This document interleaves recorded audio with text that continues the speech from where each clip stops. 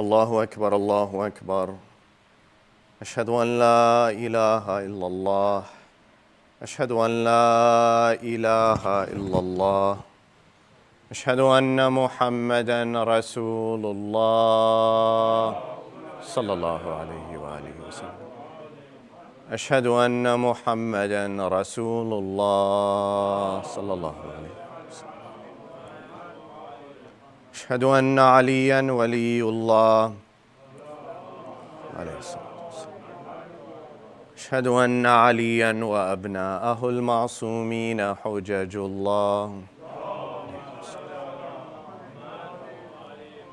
حي على الصلاة حي على الصلاة حي على الفلاح حي على الفلاح حي على خير العمل حي على خير العمل. قد قامت الصلاة قد قامت الصلاة. الله أكبر الله أكبر. لا إله إلا الله.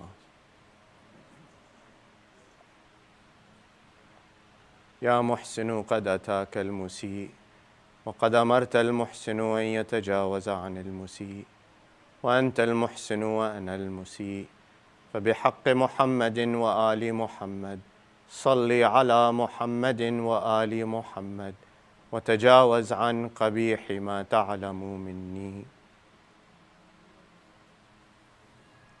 الله أكبر.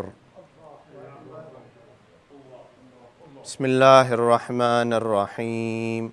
الحمد لله رب العالمين الرحمن الرحيم مالك يوم الدين. إياك نعبد وإياك نستعين. اهدنا الصراط المستقيم صراط الذين أنعمت عليهم غير المغضوب عليهم ولا الضالين.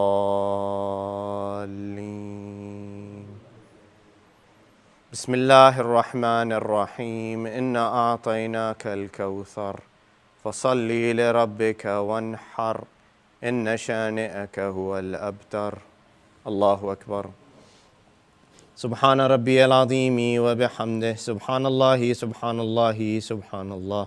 اللهم صل على محمد وآل محمد. سمع الله لمن حمده. الله أكبر. سبحان ربي الأعلى وبحمده. سبحان الله سبحان الله سبحان الله. اللهم صل على محمد وآل محمد. الله أكبر. استغفر الله ربي وأتوب إليه. الله أكبر. سبحان ربي الأعلى وبحمده. سبحان الله سبحان الله سبحان الله. اللهم صل على محمد وآل محمد. الله أكبر. بحول الله وقوته أقوم وأقعد وأركع وأسجد. بسم الله الرحمن الرحيم. الحمد لله رب العالمين الرحمن الرحيم مالك يوم الدين. إياك نعبد وإياك نستعين. اهدنا الصراط المستقيم صراط الذين أنعمت عليهم غير المغضوب عليهم ولا الضالين.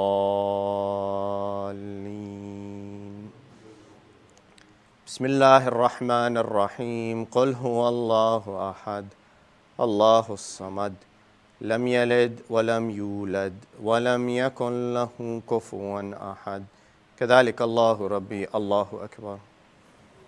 اللهم صل على محمد وآل محمد. اللهم كن لوليك الحجة ابن الحسن صلواتك عليه وعلى آبائه في هذه الساعة وفي كل ساعة وليا وحافظا وقائدا وناصرا ودليلا وعينا حتى تسكنه أرضك طوعا وتمتعه فيها طويلا، وهب لنا رأفته ورحمته ودعاءه وخيره. الله أكبر. سبحان ربي العظيم وبحمده سبحان الله سبحان الله سبحان الله. اللهم صل على محمد وآل محمد. سمع الله لمن حمده. الله أكبر. سبحان ربي الأعلى وبحمده سبحان الله سبحان الله سبحان الله. اللهم صل على محمد وآل محمد. الله أكبر. استغفر الله ربي وأتوب إليه. الله أكبر. سبحان ربي الأعلى وبحمده سبحان الله سبحان الله سبحان الله. اللهم صل على محمد وآل محمد. الله أكبر. الحمد لله كما هو أهله. أشهد أن لا إله إلا الله وحده لا شريك له وأشهد أن محمدا عبده ورسوله. اللهم صل على محمد وآل محمد وتقبل شفاعته في أمته وارفع درجته. بحول الله وقوته أقوم وأقعد وأركع وأسجد.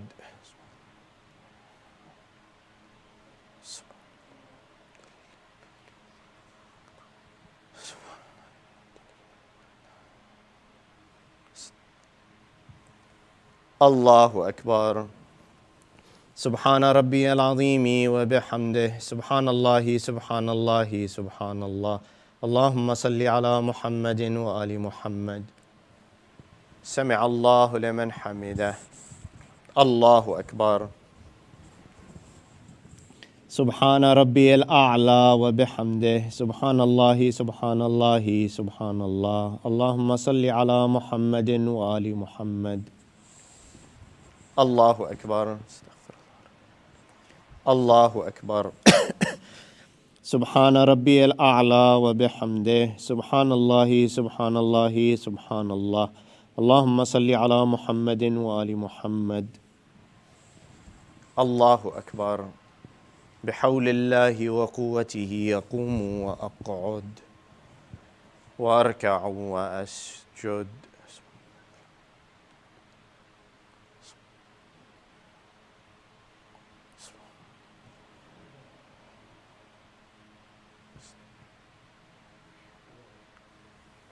الله أكبر. سبحان ربي العظيم وبحمده سبحان الله سبحان الله سبحان الله.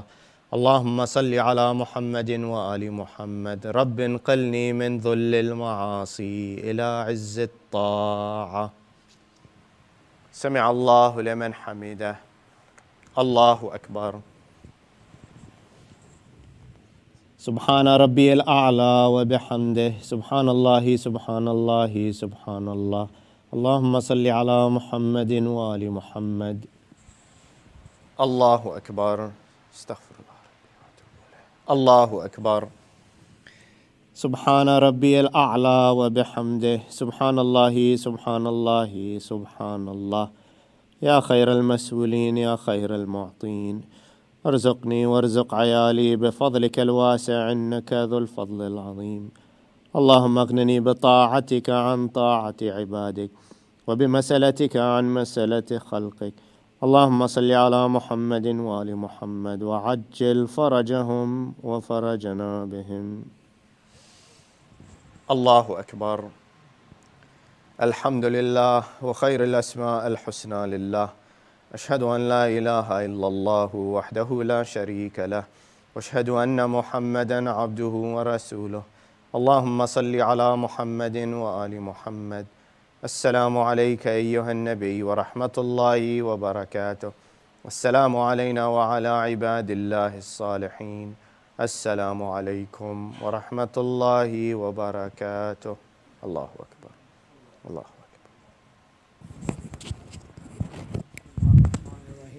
الله وملائكته يصلون على النبي يا أيها الذين آمنوا صلوا عليه وسلموا تسليما. صل على محمد. اللهم صل على محمد.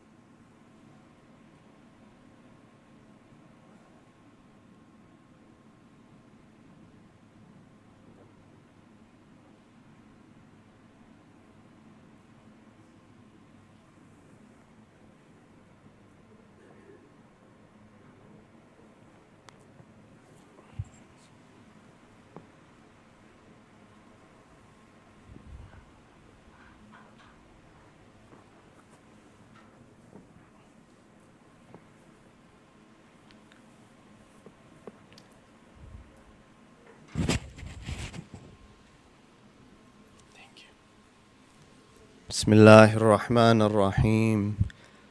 اللهم صل على محمد عبدك ورسولك وحبيبك وصفيك ونبيك وخيرتك من خلقك وحافظ سرك ومبلغ رسالاتك، وعلى علي أمير المؤمنين ووصي رسول رب العالمين، وعلى الصديقة الطاهرة فاطمة الزهراء سيدة نساء العالمين، وعلى سبطي الرحمة وإمامي الهدى الحسن والحسين سيدي شباب أهل الجنة ورحمة الله وبركاته.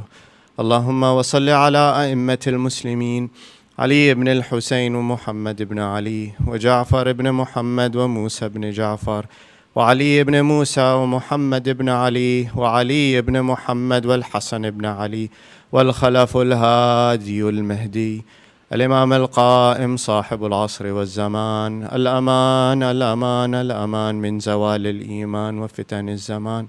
عجل الله تعالى فرجه وسهل الله مخرجه، وجعلنا من أنصاره وأعوانه والذابين عنه والمسارعين إليه في قضاء حوائجه والمستشهدين بين يديه جميعا، ورحمة الله وبركاته. صلوات.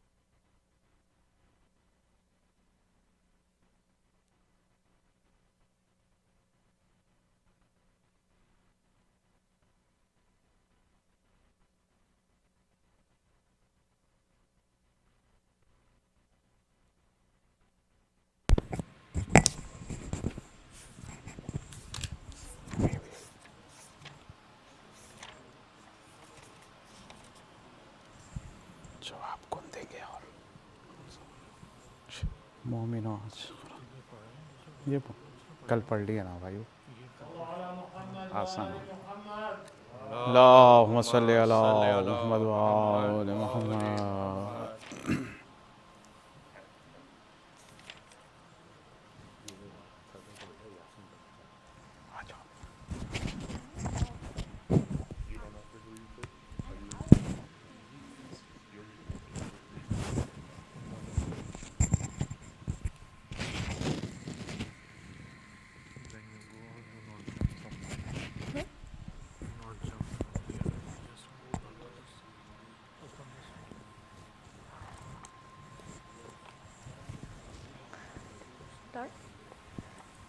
Bismillahirrahmanirrahim.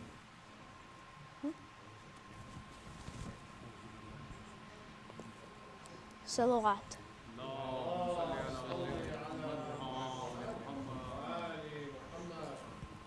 Bismillahirrahmanirrahim. Yasin wal-Qur'an al-Hakim. إنك لمن المرسلين على صراط مستقيم تنزيل العزيز الرحيم لتنذر قوما ما أنذر آباءهم فهم غافلون لقد حق القول على أكثرهم فهم لا يؤمنون إنا جعلنا في أعناقهم أغلالا فهي إلى الأذقان فهم مقمحون وجعلنا من بين أيديهم سدا ومن خلفهم سدا فأغشيناهم فهم لا يبصرون وسواء عليهم أنذرتهم أم لم تنذرهم لا يؤمنون إنما تنذر من اتبع الذكر وخشي الرحمن بالغيب فبشره بمغفرة وأجر كريم إنا نحن نحيي الموتى ونكتب ما قدموا وآثارهم وكل شيء نسيناه في إمام مبين واضرب لهم مثلا أصحاب القرية إذ جاءها المرسلون إذ أرسلنا إليهم اثنين فكذبوهما فعززنا بثالث فقالوا إنا إليكم مرسلون قالوا ما أنتم إلا بشر مثلنا وما أنزل الرحمن من شيء أنتم إلا تكذبون قالوا ربنا يعلم إنا إليكم لمرسلون وما علينا إلا البلاغ المبين قالوا إنا تطيرنا بكم لئن لم تنتهوا لنرجمنكم ولا يمسنكم من عذاب أليم قالوا ذلكم معكم إن ذكرتهم بل أنتم قوم مسرفون وجاء من أقصى المدينة رجل من يسعى قال يا قوم اتبعوا المرسلين اتبعوا من لا يسألكم أجرا وهم مهتدون وما لي لا أعبد الذي فطرني وإليه ترجعون أتخذ من دونه آلهة إن يردني الرحمن أنا بضر لا تغني عني شفاعتهم شيئا ولا ينقذون إني إذا لفي ضلال مبين إني آمنت بربكم فاسمعون قيل ادخل الجنة قال يا ليت قومي يعلمون بما غفر لي ربي وجعلني من المكرمين وما أنزلنا على قومه من بعده من جود من السماء وما كنا منزلين إن كانت إلا صيحة واحدة فإذا هم خامدون يا حسرة على العباد من يأتيهم من رسول إلا كانوا به يستهزئون ألم يروا كم أهلكنا قبلهم من القرون أنهم إليهم لا يرجعون وإن كل لما جميع لدينا محضرون وآيات لهم الأرض الميتة وأحييناها وأخرجنا منها حبا فمنه يأكلون وجعلنا فيها جنات من نخيل وأعناب وفجرنا فيها من العيون ليأكلوا من ثمره وما عملت أيديهم أفلا يشكرون سبحان الذي خلق الأزواج كلها مما تنبت الأرض ومن أنفسهم ومما لا يعلمون وآيات لهم الليل نسلخ منه النهار فإذا هم مظلمون والشمس تجري لمستقر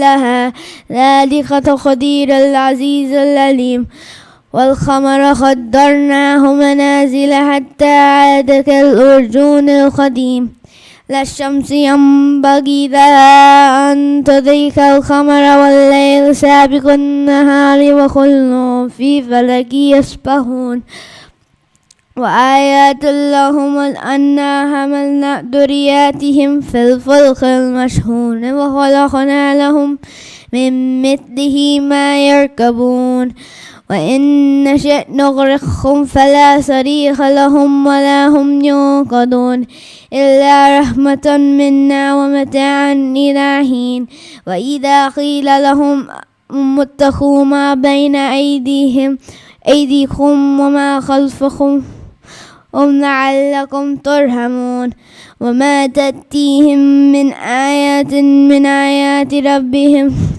إنا كانوا عنها معرضين وإذا قيل لهم أنفقوا مما رزقكم الله قال الذين كفروا للذين آمنوا أن نطعم الله يشاء والله وطعمه إن أنتم إلا في ضلال مبين ويقولون متى هذا الوعد إن كنتم صادقين ما ينظرون إلا صيحة واحدة تأخذهم وهم يخصمون فلا يستطيعون توصية ولا إلى أهلهم يرجعون ونفخ في الصور فإذا هم من الأجداث إلى ربهم ينسلون قالوا يا ويلنا من بعثنا من مرقدنا هذا الوعد الرحمن وصدق المرسلون إن كانت إلا صيحة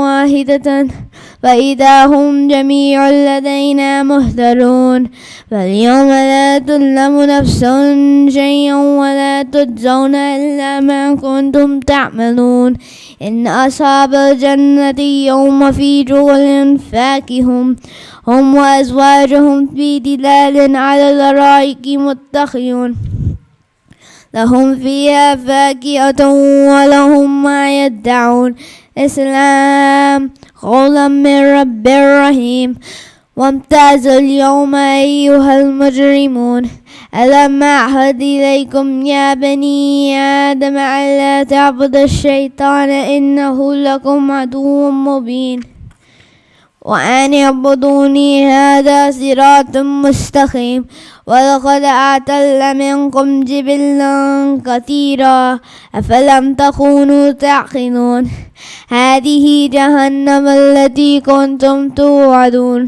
اصلوها اليوم بما كنتم تكفرون اليوم نختم على أفواههم وتكلمنا أيديهم وتشهد أرجلهم بما كانوا يكسبون ولو نشاء لدمسنا على أعينهم فاستبقوا الصراط فأنى يبصرون ولو نشاء لمسكناهم على مكانتهم فما استطاعوا مضيا ولا يرجعون ومن نعمره ننكسه في الخلق أفلا يعقلون وما علمناه شمرا وما ينبغي له إن هو إلا ذكر وقرآن مبين لينذر من كان حيا ويحق القول على الكافرين أولم يروا أنا خلقنا لهم مما عملت أيدينا أنعاما فهم لها مالكون وذللناها لهم فمنها ركوبهم ومنها يأكلون ولهم فيها منافع ومشارب أفلا يشكرون واتخذوا من دون الله آلهة لعلهم ينصرون لا يستطيعون نصرهم وهم لهم جود مهدرون فلا يحزنك قولهم إنا نعلم ما يسرون وما يعلنون أولم يرى الإنسان أنا خلقنا لهم من نطفة فإذا هو خصيم مبين وضرب لنا مثلا ونسي خلقه قال من يحيي العظام وهي رميم قل يحييها الذي أنشأها أول مرة وهو بكل خلق عليم الذي جعل لكم من الشجر الأخضر نارا فإذا أنتم منه توقدون أوليس الذي خلق السماوات والأرض بقادر على أن يخلق مثلهم بلى وهو الخلاق العليم إنما أمره إذا أراد شيئا يقول له كن فيكون فسبحان الذي بيده ملكوت كل شيء وإليه ترجعون.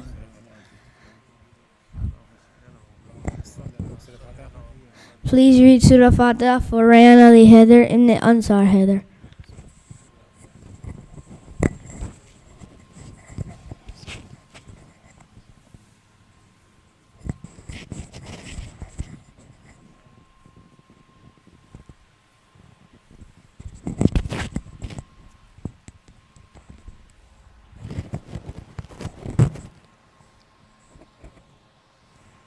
बर मोहम्मद वाले मोहम्मद सलावत।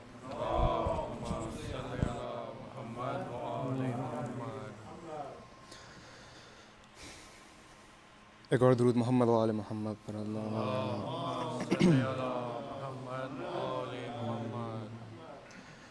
No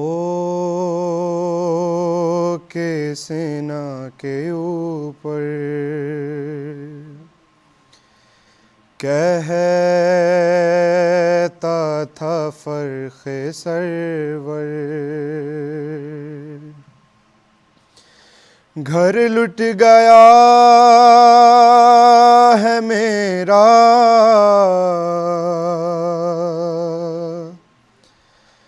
मारा गया बरादर अम्मा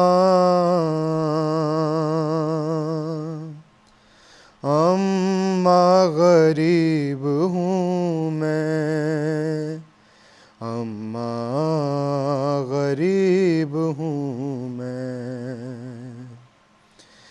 अम्मा गरीब हूँ मैं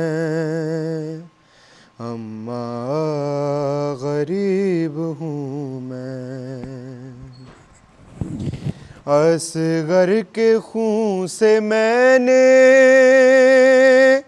देखो वज़ू किया है इस इम्तिहान में उसने भी सुर्ख रू किया है इसकी लहद बना कर अम्मा गरीब हूँ मैं अम्मा गरीब हूँ मैं अम्मा गरीब हूँ मैं और मैं किस कदर हूँ प्यासा अम्मा बताऊँ क्यों कर सूखा गला था इतना चलता नहीं था खंजर कब्ज़े में रखे कौसर अम्मा गरीब हूँ मैं और मैं कैसा बाप था जो ऐ दौर इम्तिहानी रोती रही सकीना मैं दे सका न पानी, आए यकीन क्यों कर, अम्मा गरीब हूँ मैं, अम्मा गरीब हूँ मैं, अम्मा गरीब हूँ मैं। और बर्ची जवां पे सर के सीने से मैंने खींची, अंसारो अकरबा की कासिम की लाश देखी। अरे इब्ने अमीर होकर अम्मा गरीब हूँ मैं। और घोड़ों के दौड़ने से पामाल हो चुका हूँ, क्या भी मैं वही हूँ, हैरान हूँ सोचता हूँ, नाका बने पैगंबर अम्मा गरीब हूँ मैं। और आप आ गई हैं अम्मा, याद आ रहा है बचपन, वो साथ साथ चलना और अपने घर का आंगन, अब खाक का है बिस्तर, अम्मा गरीब हूँ मैं। और दिल गम से चाक भी है, जख्मों में खाक भी है, उड़ती हुई नजर में खैमों की राख भी है, ज़ैनब का है खुला सर, अम्मा गरीब हूँ मैं। रेहान फट न जाए अहले अज़ा का सीना, बस रोक ले यहीं पर शबीर का ये नौहा, सब रो रहे हैं सुनकर, अम्मा गरीब हूँ मैं, अम्मा गरीब हूँ मैं, अम्मा गरीब हूँ मैं। पर मोहम्मद व आले मोहम्मद सल्लल्लाहु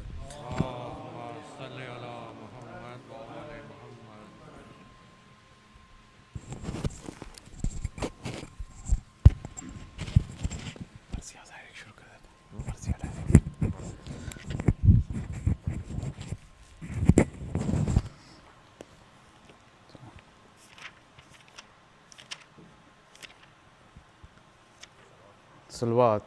अल्लाहुम्मा सल्लि अला मुहम्मदिन व आले मुहम्मद। ज़िक्र ग़मे हुसैन से महफिल सजी रही, गुल हो गया चरा गुल हो गया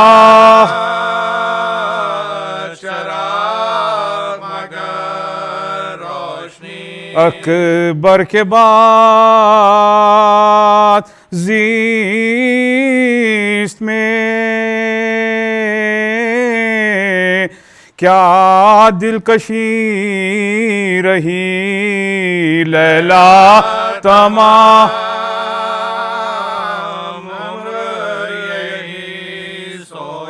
लैला तुम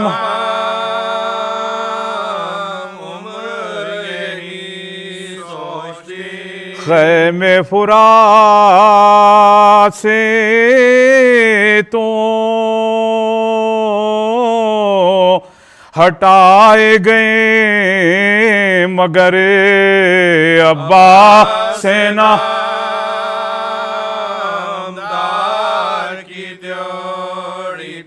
अब्बा से ना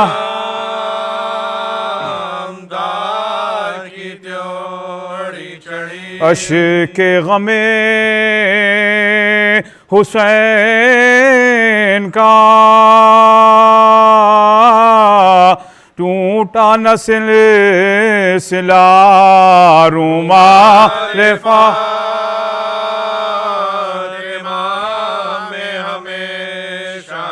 रुमाल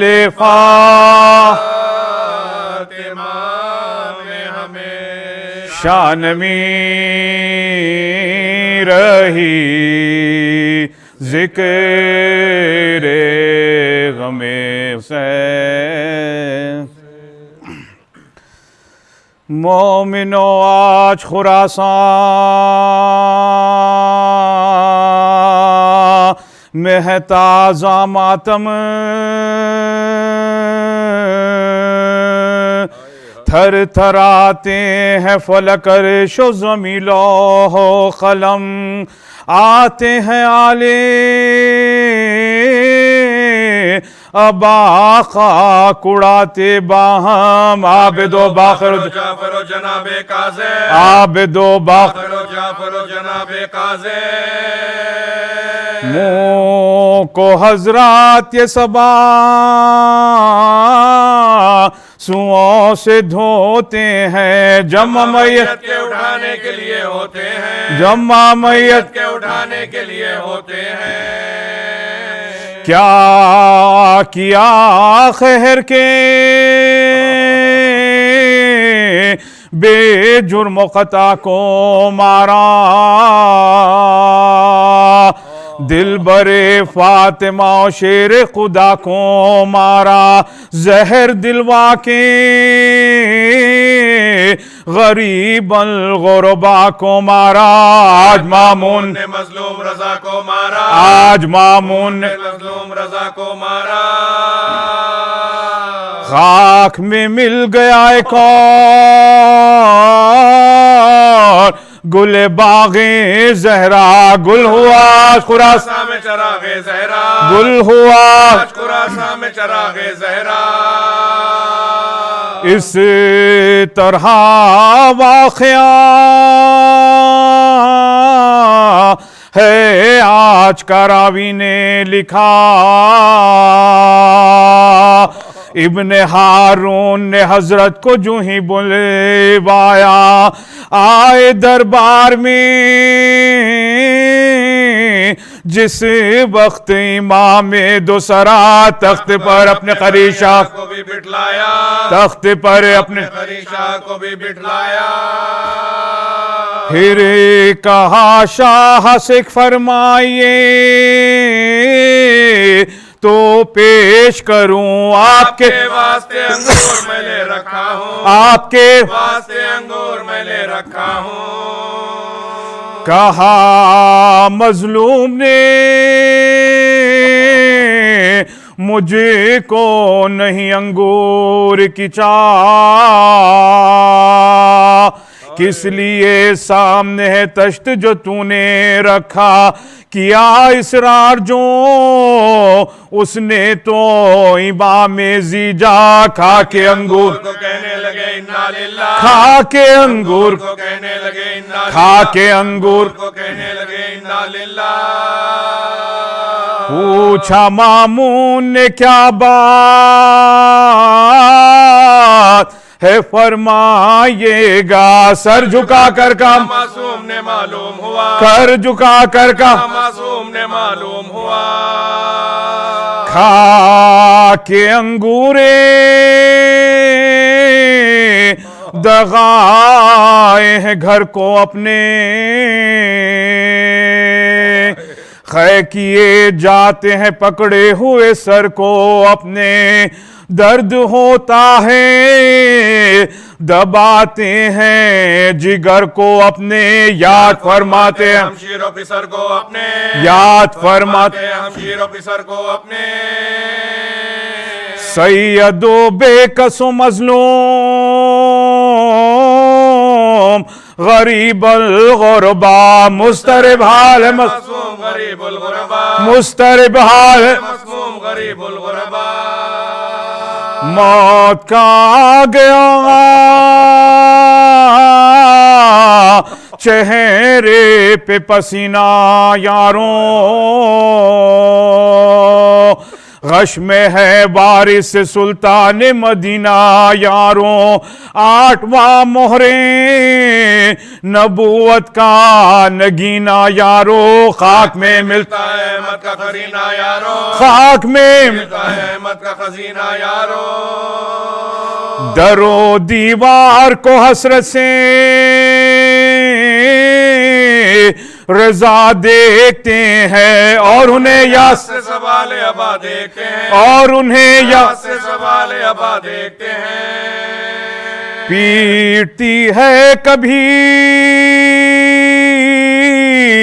सर को कभी थर्राती है,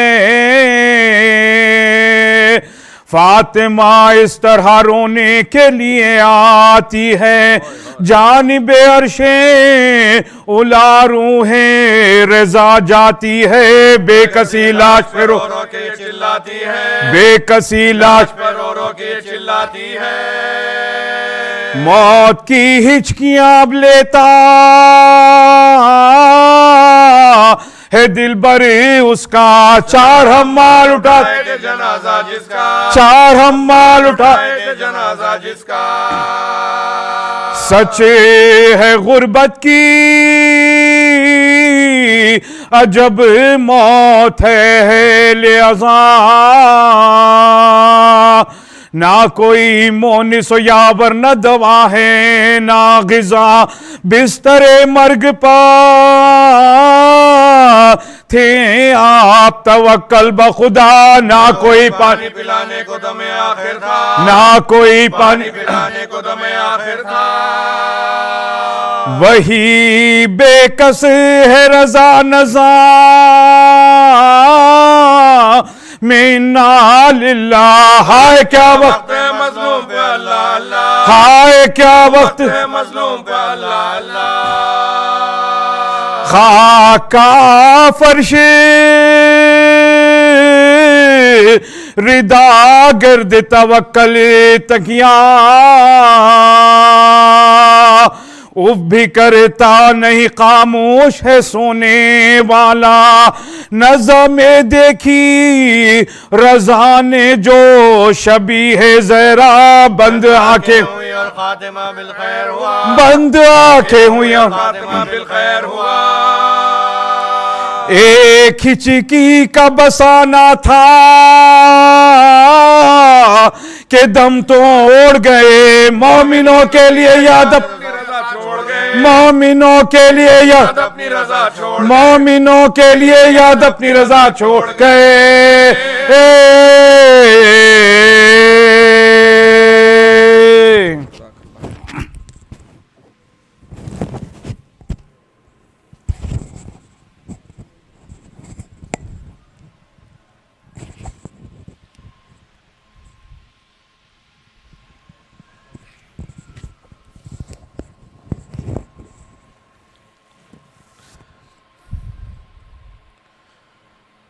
पर मोहम्मद वाले मोहम्मद सलावत।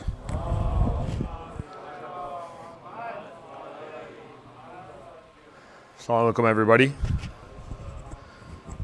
Thank you again for joining us for our lecture series with Sheikh Mehdi Hazari. Again, we thank him for accepting our invitation. Tonight will be the second night of his lecture series on Is Islam outdated or do we need to catch up to God's religion?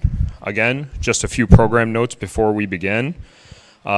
Inshallah, majalis will last until Tuesday, Today is the second of the 5th majlis. Inshallah, Tuesday night will be the last. A few programs coming up that I want to make sure that you guys know about. Downtown Julus is tomorrow, inshallah, starting at 10 a.m. at the Thompson Center. There will be, IEC has arranged a bus leaving here at 8:45 a.m. If you would like to use the bus service, please be here, inshallah, at 8:45 in the morning. You can park your car here and the bus will take you. Discounting parking is also available if you are attending the Julus at Poetry Garage, which is 201 West Madison Street. Again, Poetry Garage for discounted parking at 201 West Madison Street. Tuesday is Arba'in, inshallah, and then we will, there's a whole day's worth of programs on that day. Inshallah, at 10 a.m., there will be a walk from a few locations to IEC in commemoration of the walk that's happening from Najaf to Karbala. You can be here at 10 a.m. There will be a shuttle service to take you to the various locations. They're various distances away. I think Glendale Heights Civic Center and then Riaz Naqvi's residence. They're, I think, 1.5 and 3 or 4 miles away. And inshallah, you can choose whichever one you want to, and you will walk over here together as a group. After that, there will be Urdu-only majalis in the Urdu hall. And then at night, inshallah, there will be English majalis. And in between there, after the Urdu majalis, I misspoke. After the Urdu majalis, in the afternoon, there will be Julus in the parking lot. And then at night, inshallah, at the regular time, there will be the final majlis with Sheikh Mehdi Hazari. Thank you again for everyone attending. Please be mindful of, the COVID standard protocols. Please keep your mask on at all times. Maintain distance as much as you can. And with that, without wasting any more time, inshallah, please welcome Sheikh Mehdi Hazari with the loud salawat.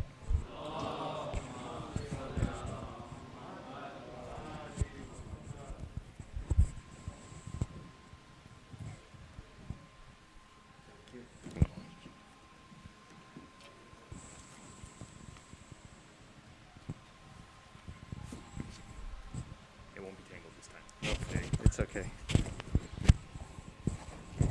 I'll probably figure out a way to tangle it myself.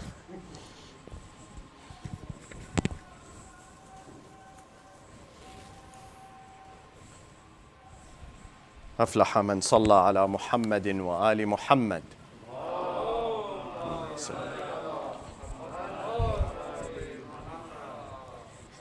Can we please have a Surah Al-Fatiha for Rayyan Ali Haydar ibn Ansar Haydar. Bismillah ar-Rahman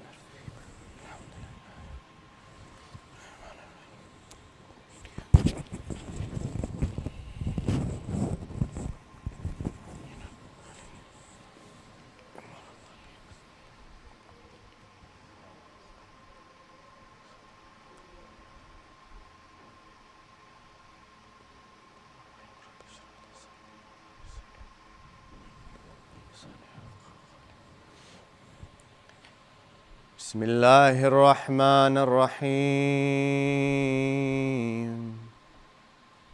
صلى الله عليك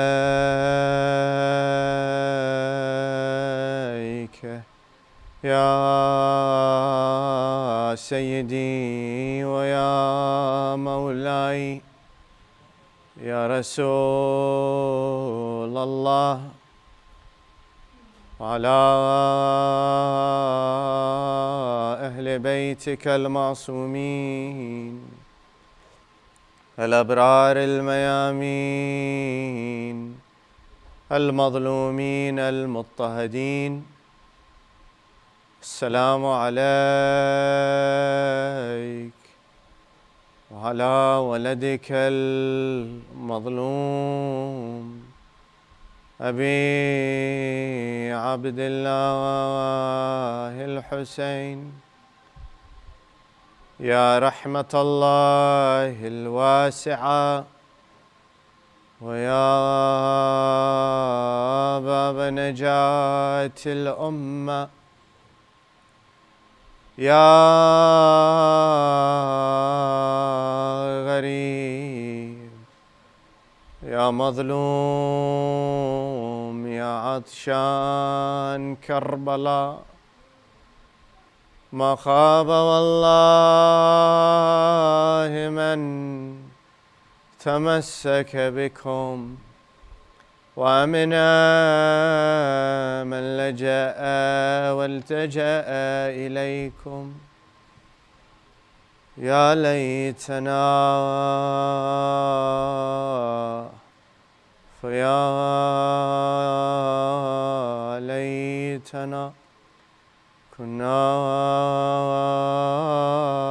معكم سادتي فنفوز والله فوزا عظيما. بسم الله الرحمن الرحيم.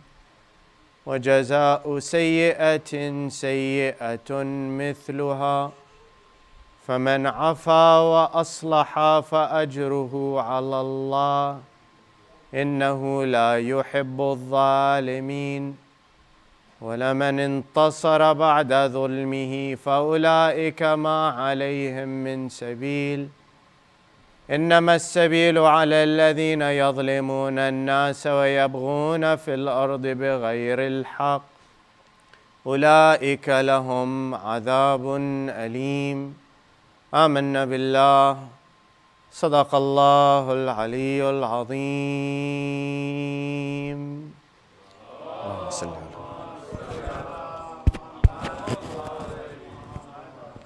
والسلام عليكم جميعا ورحمة الله وبركاته. عظم الله أجورنا وأجوركم بمصابنا بسيدنا ومولانا بعبد الله الحسين. We mentioned yesterday that humanity has been progressively moving forward, advancing. And you can see this in the shape of how societies are. You can see it in the advancements in health, modernization in technology, how societies are organized, the types of resources that are available to people. All of these have slowly, what we consider moved forward towards refinement and improvement. And Islam, as we said yesterday, advocates the improvement of the human situation. Islam always wants that humanity can live a better life, albeit material, albeit relegated to the life of this world. Islam does not say that you need to live in desperate conditions or conditions where you are struggling to find food. No. Allah says that if I give you, you should take and avail yourself of whatever I have given you, the resources, the things that I have made halal for you, to use them for your own benefit and the advancement of your own life. And although you see that this change has occurred over time, yes, that there are certain tendencies of insan that remain consistent from the very beginning of time till now. Sort of behavioral tendencies that human beings seem to hold on to regardless of circumstances or situations. Let me give you an example. They did a study in France, and in this study, they asked the participants, they gave a survey, and they asked the participants, obviously French citizens, what they thought about the French president and what they thought about American people. So they went out, they polled people, asked them their opinion. What do you think of the French president? What do you think about American people? They said the answers ranged, a lot. But then what they did is they asked people, they sort of lumped people together, and they determined the same opinion of those people when they were parts of groups. And they found that those people who had moderate answers, like maybe some person would come and say, I think he's an okay president. I think American people are okay. Had maybe some negative feelings. If you took those people and lumped them in with groups that were really negative towards the French president or American people, that those same people who were previously moderate in their answers actually became quite extreme. Why? Because it's not because they changed their viewpoint, they were always quite extreme in their viewpoint.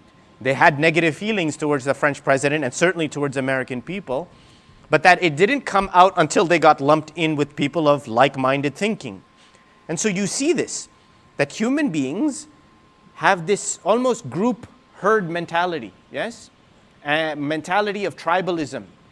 Even though you may not be a part of a tribe, you tend to affiliate with people and you tend to call yourself something or a name or a label such that you are part of a bigger group.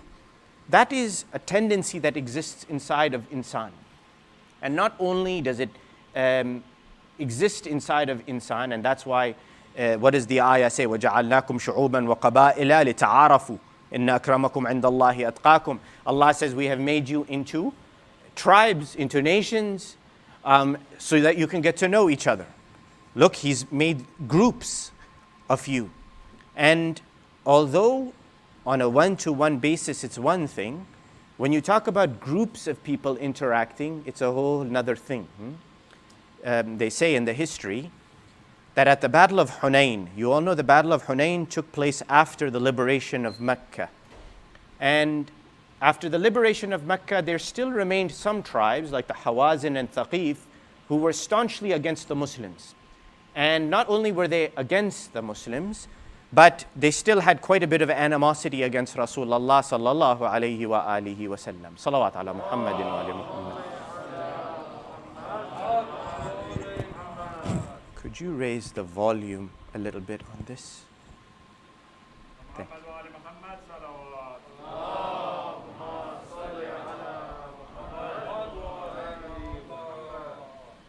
Usually most people are telling me to turn the volume down. Unfortunately, you're stuck with me raising the volume up on you. May Allah bless you.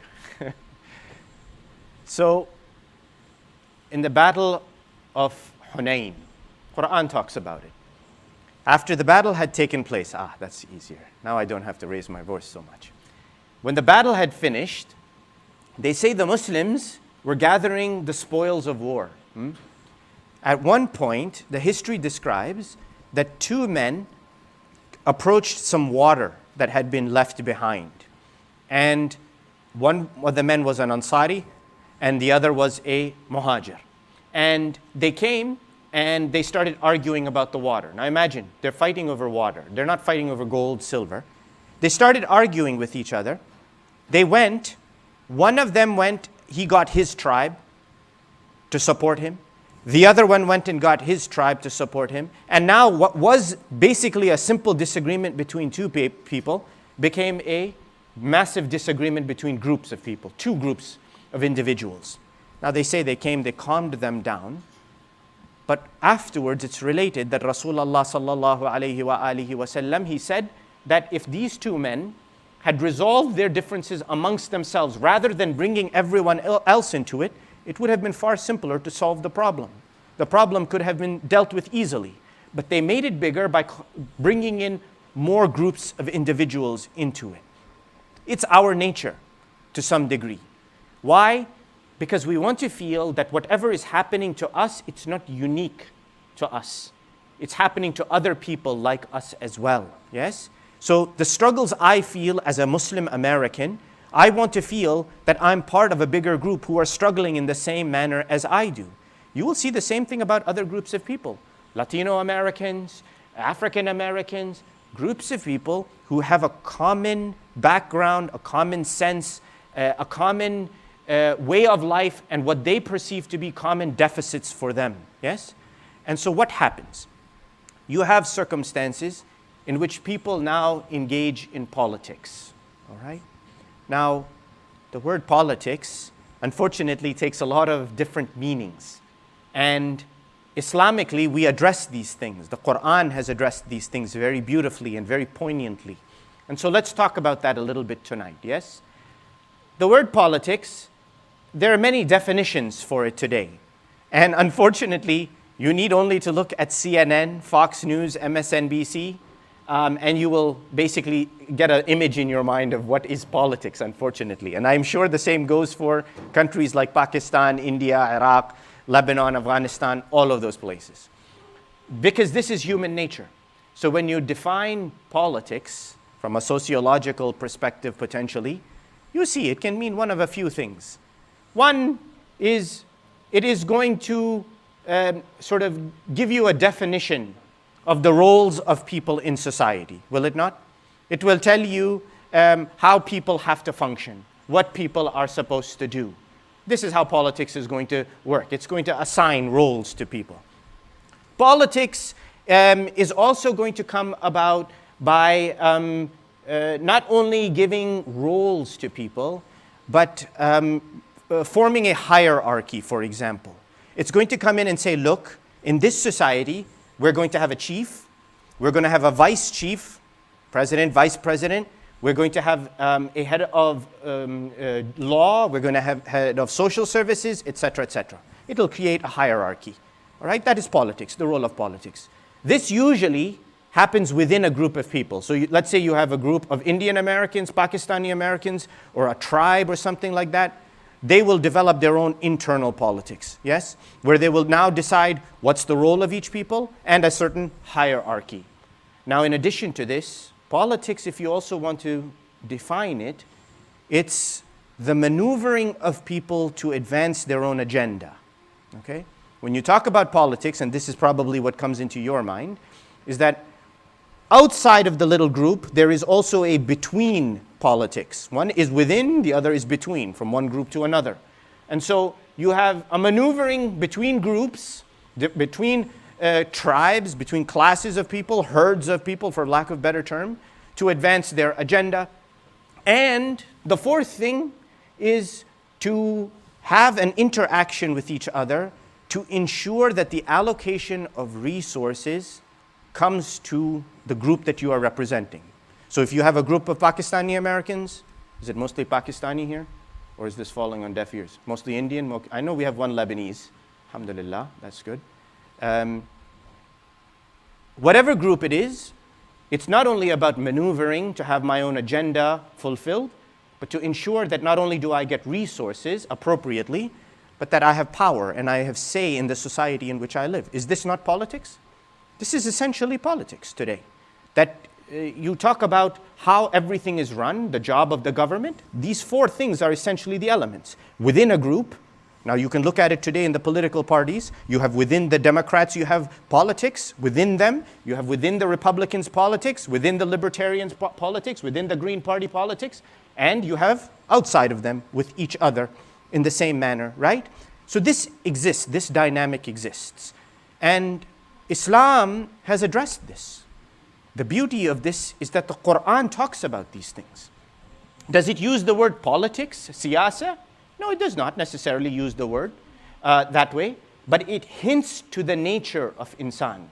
And this nature, as I mentioned to you, went back long time ago, okay? Even before the time of Rasulullah, sallallahu alayhi wa alihi wa sallam. Salawat ala Muhammadin wa ali Muhammad. In the time of Nabi Allah Musa alayhi salam, yes? You know, in the time of Musa alayhi salam, there were two groups, essentially, yes? There were the Egyptians, the people of Fir'aun, and you had the Bani Israel. Now, clearly there's a status difference in society in Egypt at that time. Fir'aun and the Egyptians, top class. The Bani Israel, lower class. The ones who determine everything, Egyptians and Fir'aun. The ones who are suppressed to some degree, not given an opportunity, not allowed to think, not having a voice, these are the Bani Israel. Now, you know, Musa alayhi salam, he comes and he warns Fir'aun, one, about Allah, that there is no God but Allah. Fir'aun, what you are doing is blasphemy. It's heresy against God. Know that God is one, you are nothing. Everything else is the creation of Allah. Two, that I am the messenger of God, I have come to warn you, that come straight onto the path of God or face his wrath. You know. So now what happens? The groups have assembled, they're there, society exists. Now remember, Fir'aun has oppressed these people so much that not can they think, nor can they think, they cannot do for themselves. The Bani Israel are a broken people in the sense that they have been enslaved for so many generations. So now the time comes that they say, well, let's have a contest. enough with this back and forth. Musa, you keep drumming it into our heads that believe in one God, believe in the sole creator, the Lord of everything, and his religion, and leave off oppressing others and all sorts of tyrannical activities. Stop them. So they say, okay, well, let's have a competition. You know, the Sahara, they come, the sorcerers, they come forward. They lay their ropes down. You all know the story. Musa alayhi salam comes, he puts his staff down, and by the miracle of Allah subhanahu wa ta'ala, what happens? The staff of Musa alayhi salam that becomes the serpent, it envelops it, inhales, it takes in, ingests their ropes, and they are defeated. Now what happens to the sorcerers at that point? These sorcerers, who were with who? Who did they belong to? To Fir'aun. They were part of Fir'aun's group. But also, not only were they part of Fir'aun's group, do you think these magicians were ordinary citizens? They were working class people? No, they're magicians, okay? So they have high status, right? Because they can do magic. In the society of Egypt, the magicians had a high status. They were not ordinary workmen. They were people who had honor, dignity, and in addition to that, what? They had sway, yes? When you say someone has sway, what do you call them? A politician, right? That's the term you use for them, that they come and they sway people. They use their words, they use their magic, and they sway them. So now these sorcerers, they drop their ropes are enveloped. They are taken by Musa alayhi salam, by the idhn of Allah subhanahu wa ta'ala, and Musa defeats them. They fall to the ground. They say, Amanna bi Rabbil Alameen, Rabbi Musa wa Harun. They fall to the ground, they say, we believe in Allah, Rabbil Alameen, Lord of the worlds. We believe in the Rabb, the Lord of Musa and Harun. We believe in, immediately they fall down. They see what happened and their hearts accept. Fir'aun threatens them, you all know. I will cut off your arms, I will put you up on the stakes, I will torture you. But what does he say? The verse of the Quran, it tells us, قَالَ فِرْعَوْنَ. He says, آمَنْتُمْ بِهِ قَبْلَ أَنْ آذَنَ لَكُمْ. The verse is saying, Fir'aun says, آمَنْتُمْ بِهِ قَبْلَ أَنْ آذَنَ لَكُمْ. Did you believe in him before I gave you permission to believe in him? You believed in him? Believed in the God of Musa and Harun before I gave you permission? إِنَّ هَذَا لَمَكْرٌ مَكَرْتُمُوهُ فِي الْمَدِينَةِ لِتُخْرِجُوا مِنْهَا أَهْلَهَا. He says to them, this is a ploy. Makr, he uses the word makr. He says, this is a ploy you have used to deceive the people of this city. Why? So that you can take them away from what I had ordained for them to be right. If I were to tell this story to you, what would it sound like? Political intrigue, no? Political intrigue. That, what did they do? They did something, they announced something, and by their words they swayed everybody. And look what Fir'aun is saying. He's saying, this is a plot, a makr from you, a scheme by you, by which you took the people of the city and you made them switch sides to come to your side. Why? Because you have sway, yes? You have a voice, people think you're respectful, you've got a dignified position, so people will listen to you. Is politics not like this? Now, I'm not saying that they were doing politics, but I'm pointing to how Quran describes human nature, all right? Now, you know what happened. Musa runs, they are saved, Fir'aun perishes. Now, fast forward many hundreds of years. You think in the time of Rasulullah it didn't happen also?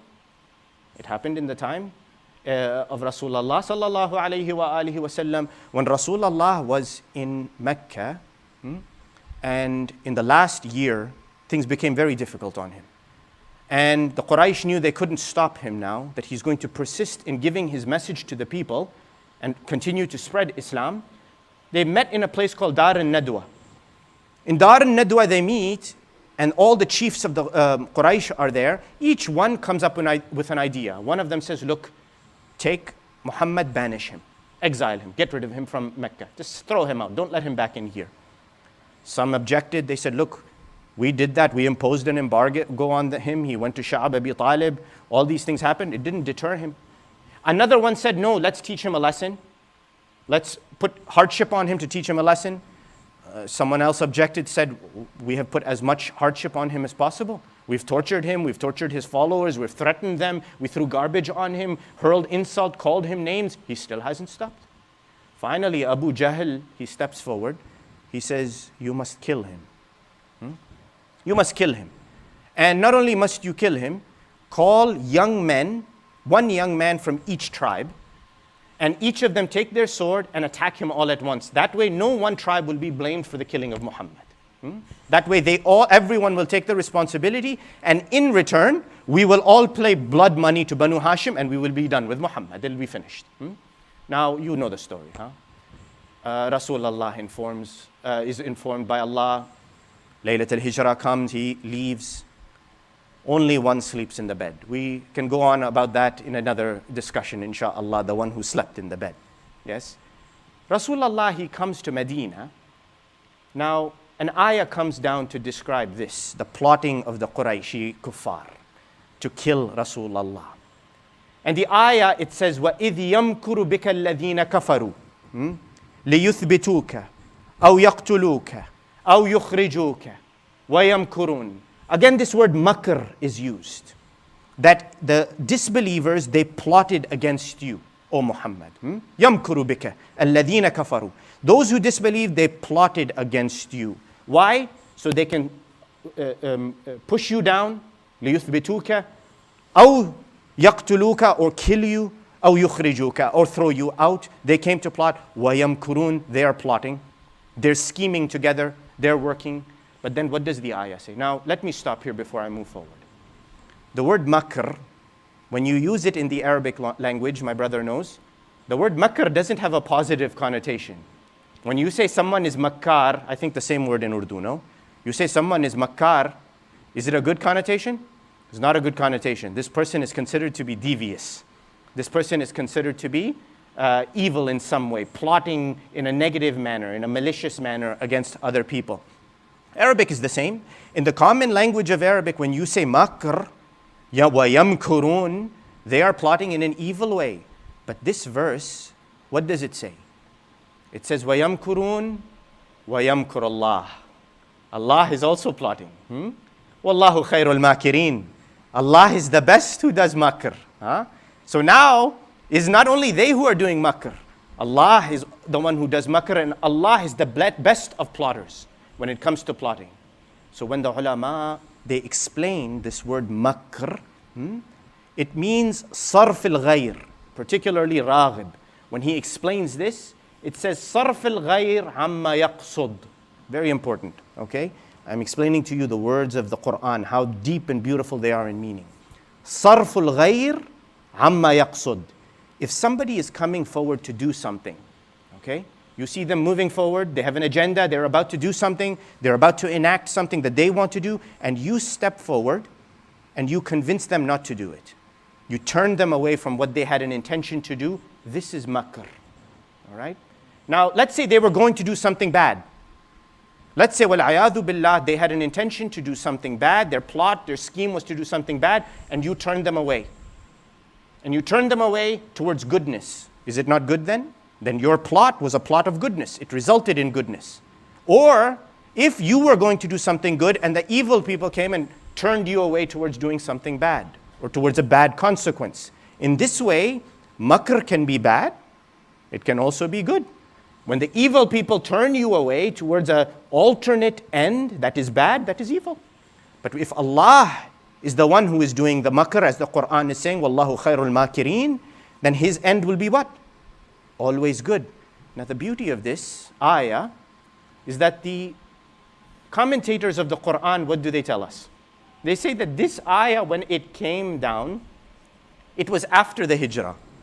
Hijrah occurred in Mecca. No, he left Mecca, he came to Medina. The commentators on the Quran, the historians, the ulama, they say that this verse that I just recited to you, that the kuffar are plotting against you and God also plots. And God's plot is the best. He will overcome, always. The ayah came down in Medina. After he left Mecca, it came down in Medina. So now I ask you, consider why it is maybe that that ayah came down in Medina. He has already left the kuffar behind. Maybe it was a message to those other generations that plot what you will, but know that Allah's plot will always come forward. Allah, what He decides will always come to be done, will always come to pass. And so you see that religion, Quran talks about it. Groups of people dealing with each other. Indeed, Rasulullah sallallahu alayhi wa alihi wasallam did this, did he not? When he dealt with the Christian tribes in Medina, when he dealt with the Banu Nadir and Banu Qurayza in Medina, the Jewish tribes in Medina, he dealt with them in a similar manner, dealing with their laws and how to talk to them. Same goes with the kuffar of Quraysh. If you want to talk about a brilliant and wise move, see Sulh Hudaybiyah of Rasulullah sallallahu alayhi wa alihi wasallam, in which Rasulullah signed the treaty with the Quraysh and came and agreed to terms that even his companions, so-called, were saying that if we ever doubted in the prophethood of Muhammad, that was the day we doubted in Rasulullah. Imagine. And there again, who was sitting next to Rasulullah? The same one who was lying in the bed of Rasulullah, obeying Rasulullah. Because only Nafs al-Rasul knows the wisdom of Rasulullah sallallahu alayhi wa alihi wa sallam. Salawat ala Muhammad wa ala Muhammad. Islam recognizes that groups of people need to exert their will on others. And when I say exert their will, for goodness, it must be for goodness. Let me give you an example. In the late 1800s, I'm sure you've heard of this, Nasir ad-Din Shah was the ruler of what was Persia at that time, yes? They were growing tobacco in those days in Iran. And the small farmer was growing the tobacco and selling it. But what he ended up doing was he gave the national contract for tobacco to a British company. The Shah, he went and he gave the national contract to a British company. What happened? What does this do? Today, when we have politics that is occurring, what happens? People argue about the allocation of money, about funding for different initiatives. We talk about supporting the small farmer, right? Congress people talk about these things, supporting the small businessmen, the businesswomen, the industry, different sort of projects and initiatives that are occurring in society. Now, Nasir ad-Din Shah, what did he do? He gave the contract to a British entity who now had basically a monopoly over all of tobacco. The poor farmers of Iran, of Persia, started to suffer badly. And smoking was big at that time. People were heavy smokers. So it was a big trade, it was a big business. So what happened? Some of the Shia of Persia, they sent a letter to the marja of that time, Mirza Hussain Shirazi, who was in Samarra at that time. They sent him a letter, they said, look, we are suffering. We're suffering because the Shah gave the contract to a British entity. We cannot sell our product. We're going hungry. Our children cannot eat. Suffering is spread across the land because this is such a common trade or business of growing tobacco and selling tobacco. They say the marja, may Allah have mercy on him, he issued a fatwa. Go and see the tobacco revolt of 1890. He issued a fatwa that anyone who goes and buys tobacco from this British company, it is akin to declaring war on Imam Mehdi. Imagine, he gives a fatwa like this. And you can imagine what the impact of such a fatwa was. The impact was that eventually the Shah had to say, my hands are tied, I'm going to break this contract with this British company. Okay? Now, did he do something good? Yes, of course he did something good. He used his position, his power, within a legitimate Islamic sense, to help the common man who were suffering. And suffering because there was an inappropriate business deal that had been enacted. Was it not inappropriate to give the whole contract to one business firm and that to a foreign entity rather than looking out for the local businessman? This is Islam. This is how Islam deals with the needs and the interactions of individuals. And this is a topic that by no means am I addressing it from every angle. I'm giving you one small little look. Go and read. There are so many books on this.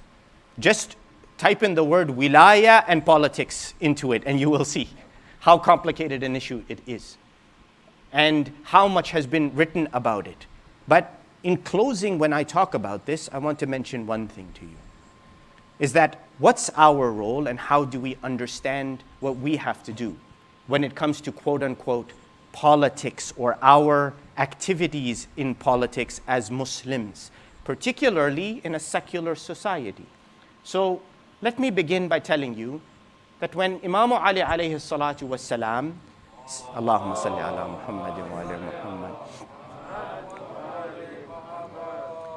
when he sent Muhammad ibn Abi Bakr to Egypt, he sent him there as his governor.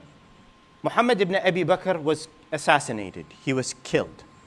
When that happened, he called Malik al-Ashtar. And he said to Malik, he says, look, Malik, he called him from a city called Nusabain.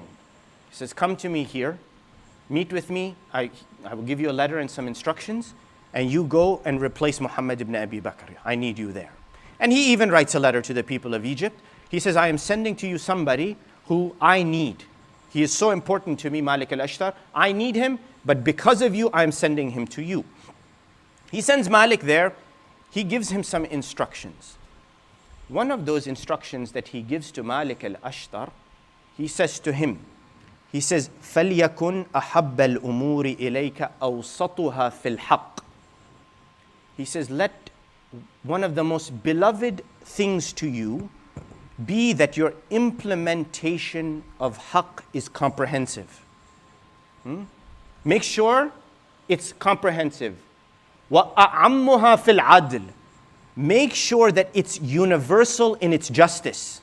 Make sure your implementation of truth is comprehensive, and that when you administer justice, it's universal. Universal. وَأَجْمَعُهَا لِرِضَى الرَّعِيَّةِ. Make sure that whatever you decide, the vast majority of people are satisfied with your decision. Don't make decisions such that one group is satisfied and the other is dissatisfied with you. Or that you are catering to the whims of one group of people and leaving another group behind unattended to. Imam Ali alayhi salatu was salam, he says to him, O Malik, now this is the important part. He says, be aware of the chiefs. I'm paraphrasing. Be aware of the chiefs. And I think maybe this is his message to us today. He says, be aware of the chiefs and don't be concerned about pleasing them. Why? Because when the difficulties and the trials hit, when they come into a community, he says you will find the most difficult people to deal with are the chiefs. He says they are the most ungrateful, and you will find that they will be the most unresolved and the most unprepared to help you resolve the issues, to solve the problems. Instead, he says, the amma hum umud ad-din, umud al-muslimin. The amma, when he says amma, he means the general public, not the chiefs. He says the general public, they are the pillars of Islam, the pillars of the Muslim community. The general public, not the leaders, not the leaders, the general public. He says by them Islam has been built. By them societies are strong. By them defense of the nation occurs, not by the leadership. So he says, Malik, make sure you fulfill their needs. Now why am I telling you all of this? Because oftentimes when we think in a silo, always. We think in a sequestered manner. We don't think broadly. I make a decision, I act for the benefit of my group or what I perceive to be the benefit of my group, and what I don't realize is that its negative consequences are falling upon someone else. And that today exists. It exists very commonly. Just look very carefully, look at the recent data on messaging for COVID vaccination. Go read it. Epidemiologically, you'll see that there are certain groups in our country who are not getting vaccinated, and that there is some legitimacy as to why they are not being vaccinated. Some of it is because of messaging, because the messaging is meant for one group of people. It suits one group of people, whereas it does not suit another group of people. The same thing goes for tobacco smoking, strangely enough. Cessation campaigns for people who smoke, today, they benefit one group of people. They are targeted towards one group of people, whereas another group does not. Whether that is for financial reasons or because of negligence or because of lack of awareness as to what these people need to quit smoking, that's another thing. But you can see how the world works. Yet you see, what does Islam say? And particularly Amir al-Mu'mineen Ali ibn Abi Talib alayhi salatu wa salam bi abi wa ummi. Allahumma salli ala Muhammad wa ali Muhammad. Look at the beauty with which he acted. That even after the Battle of Nahrawan, in the Battle of Nahrawan, he fought against the Khawarij. And they considered him to be an apostate. Wal-ayadhu billah. They said because Ali ibn Abi Talib, the way he has behaved, he has forsaken Islam. And they will accuse him quite viciously. In fact, I don't know how many of you know this, that one of their base of operations was in Raqqa, in what is Syria today, same city in Raqqa. They will stop on the road, they will catch people, and they will say, what do you think about Amir al-Mu'mineen Ali ibn Abi Talib? And if the person said, I am a follower of Ali ibn Abi Talib because he is Amir al-Mu'mineen, they will kill them. It is a fact in that time, huh? We see their children today. We see those same children, their descendants are there today doing the same thing today, yes? And not only do they kill them, there is a report they caught one man, they killed him. They saw his wife, she was pregnant, they killed both of them, the mother and the unborn child. It is in the history, in Imam Ali's time. So it's described that once Imam Ali alayhi salatu was salam, he's sitting in his home or in the government office where he has his governorship. They say two men, they bring a man to him. They're holding him tight, yes? And this man, he was on the road, he's one of the Khawarij, he's asking people. And one of the people he asks is Uday ibn Hatim al-Ta'i, the great companion of Rasulullah and of Amir al-Mu'mineen.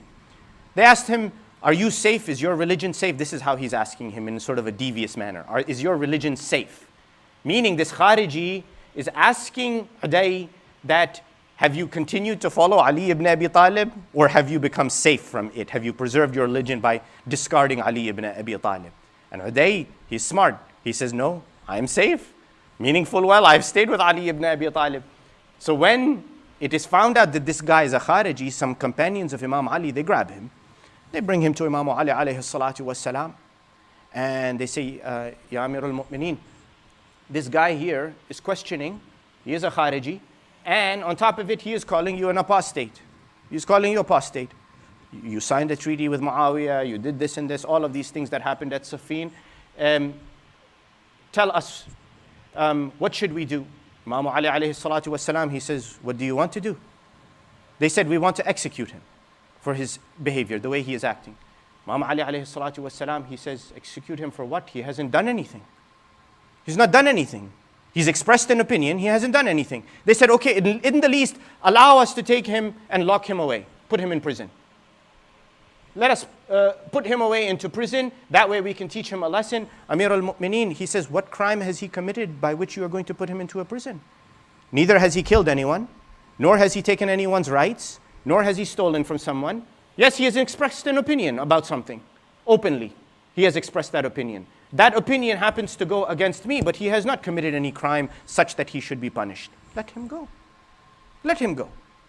This is Islam. This is how Islam deals with the issues of people. You think he was the only Khariji? No, there were so many Khawarij. So many Khawarij. And after Nahrawan, Imam Ali alayhi salam thought to let them be, advocated, and even said when he died that after I die, do not fight against them. Let them be. They said, why, Ya Amir al-Mu'mineen? He said, because you don't know, there may be some mu'min in their descendants. There may be some believers who will come out of their descendants. Let them be. This is the guidance of Allah subhanahu wa ta'ala. And this is how we say that we follow this household. And you know that when you talk about groups of people, Islam comes to say you are Muslim first. And even beyond that, you are human. Remember that. So when we talk about our own roles in society today, my dear brothers and sisters, be active. You are citizens, we are citizens of our country, of our great country. We have been afforded a voice.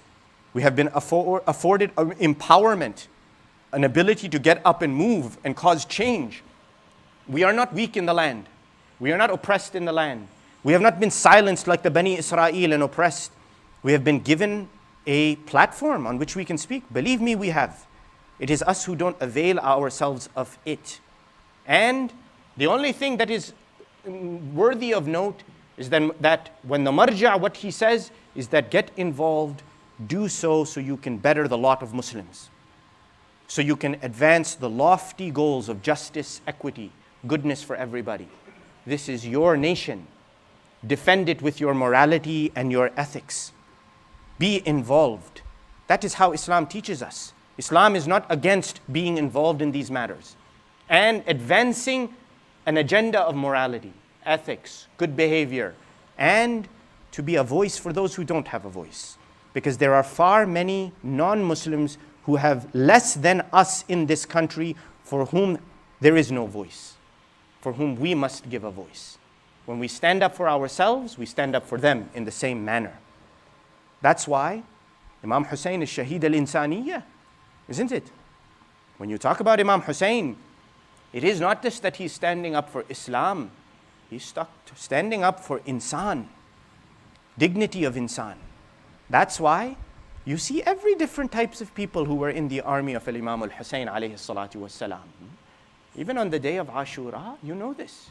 You all have heard this, that there was a young boy, Turkish boy, who was fighting with Imam Hussein.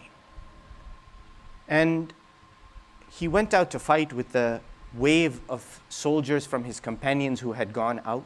Some say it was the first wave that had gone to fight. When he fell, they say he fell, he said, Assalamu alayka ya Aba Abdullah. Alayka minni akhir as-salam. My salam on you, ya Imam Hussein. Imam Hussein, he reaches him, sees the body has riddled with injuries, wounds. They say, Al-Imam al-Hussein alayhi salatu was-salam, the Rawi he described in the Arbab al-Maqatil, Imam Hussein goes and he puts his cheek on the cheek of this young Turkish boy. Ya Allah, Ya Aba Abdullah, Allahumma ashfi qalb al-Hussein. He puts his cheek on the cheek of this Turkish boy. They say this Turkish boy, he smiles. And he says, how lucky am I that the grandson of Rasulullah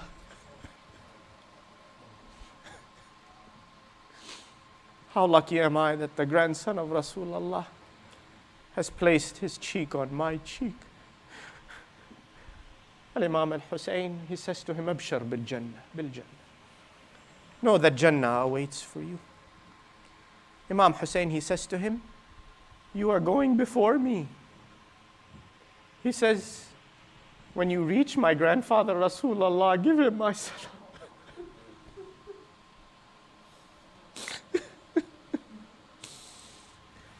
Give my mother Fatima az-Zahra my salam. Imam Hussein picked up the body. My dear brothers and sisters, even amongst human beings, there is some sharaf, there is some humanity, but not these cursed soldiers of Umar ibn Sa'ad la'natullahi alayh. Not the soldiers of Ubaydullah ibn Ziyad la'natullahi alayh. They come and they take the women captives. Even in the code of warfare, that there is some dignity, some honor, that you respect your enemy because of the way they treat the survivors of a battle. But not these men. It is related that they came towards Sham. And not only did they come towards Sham, but when they approached Sham, there's a man named Sahl ibn Sa'ad. Sahl ibn Sa'ad, he relates that I was a companion of Rasulullah. He was an old man by that point. He says, I came to Damascus and I saw the banners and the flags from the turrets, from the walls. And I saw the people celebrating as if there was some celebration, there was a Eid, there was some great event that was occurring. And as I rode forward, he says, I saw that there were some ladies who had been chained. Hands had been tied. And that they were being made to walk in a group, and in the middle of them there was a soldier riding on a horse, and in his hand was a spear. And when I looked at the spear, Sahl ibn Sa'ad, he says, I looked at the top of the spear, I saw a head on top of that spear. He says this head was Nurani, we had Nur. And all around it, the ladies were being made to march into Sham. He says, as I came closer to them, I saw a young girl walking. He says, I came to her, I said, Ya bunayya ana Sahl ibn Sa'ad. Min sahabi Rasulillah sallallahu alayhi wa alihi wa sallam. He says, oh little girl, I am Sahl ibn Sa'ad of the companions of Rasulullah. هل لك حاجة? Do you have a need that I can fulfill to you? He says, the little girl looked at me and she says, Ya ibn Sa'ad. She says to the companion of Rasulullah, she says, قل لصاحب هذا الرأس يقدم أمامنا. She says, tell the soldier who is carrying the spear with the head of Al-Hussein to move forward, go forward away from us.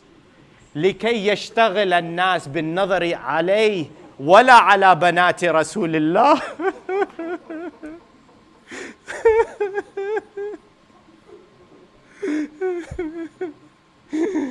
Tell him to take the head and go forward away, so that the people stare at the head and don't look at the daughters of Rasulullah.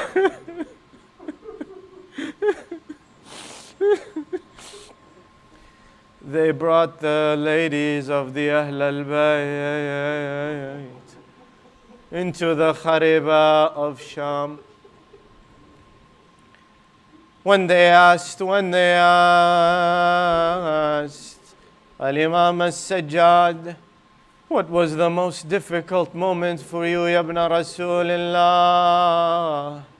He said, Ash-Sham, Ash-Sham, Ash-Sham. The ladies, the daughters of Rasulullah, the Sabaya, the captives, were kept in the Khariba, in a prison. It had no roof on top of it. Al-Imam al-Sajjad, he says to Minhal, oh Minhal, I am witnessing with my own eyes the sun beating down on my Amma Zainab, on my Amma Kulthum, day and night. The sun is beating down, the heat is upon them. They have been held captive in this place. They say the news reaches the castle of these prisoners, these captives in the Khariba of Sham. One lady, they say, she gets dressed in her fanciest of clothes. She calls her servants after hearing there are captives. She descends down towards the prison. She approaches the door of the prison. She comes to the door of the prison. The servant puts the chair down for her in front of the door of the prison. She sat down on the chair. Inside, she could see the ladies who have been held captive. Inside, Sayyida Zainab. It is related. She turns to Kulthum. She says, do you see who that is? Do you recognize that face? Kulthum does not recognize. That lady, dressed in the fanciest of clothes, riches, sitting on the chair at the door of the prison. She says to them, من أي مدينة من أي بلد أنتن?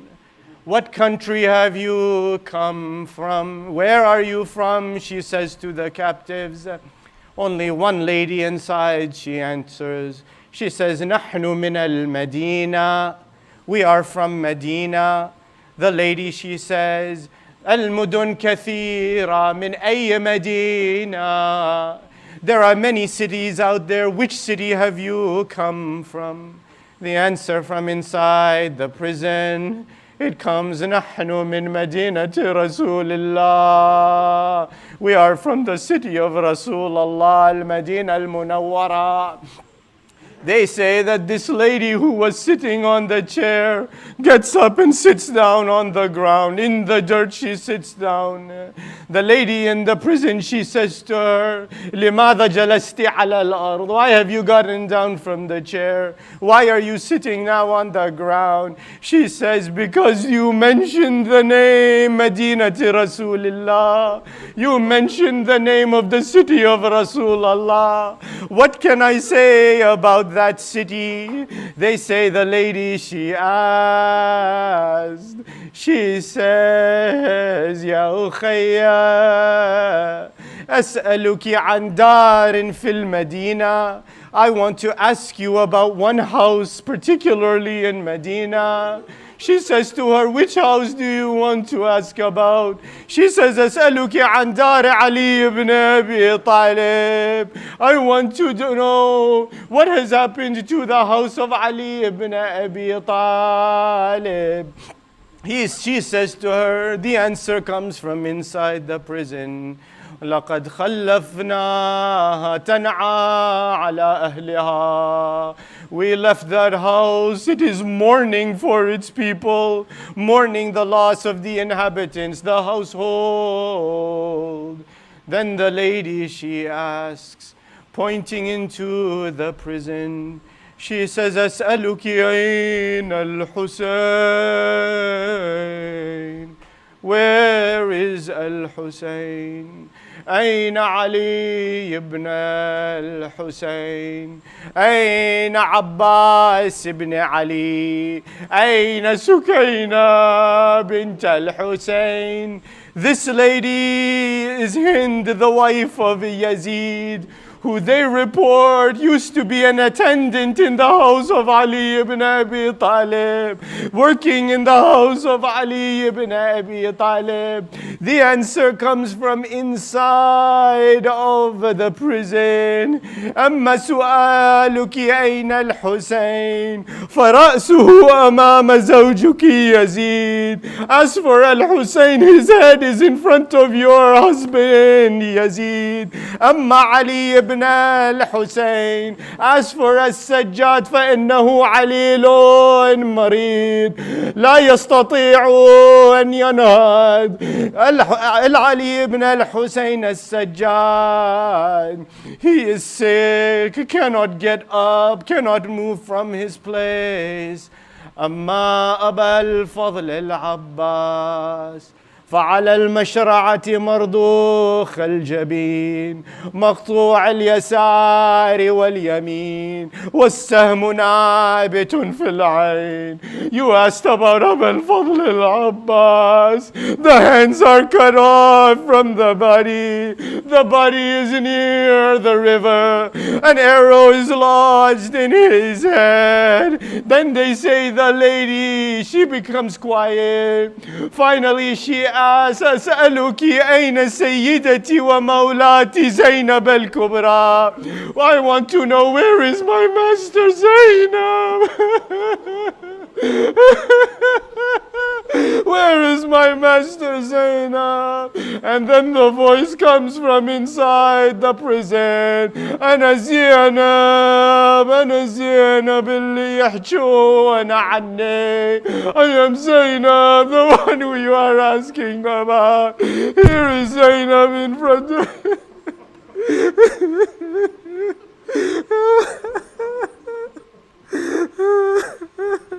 أين المنادي وحسينا وحسينا وحسينا.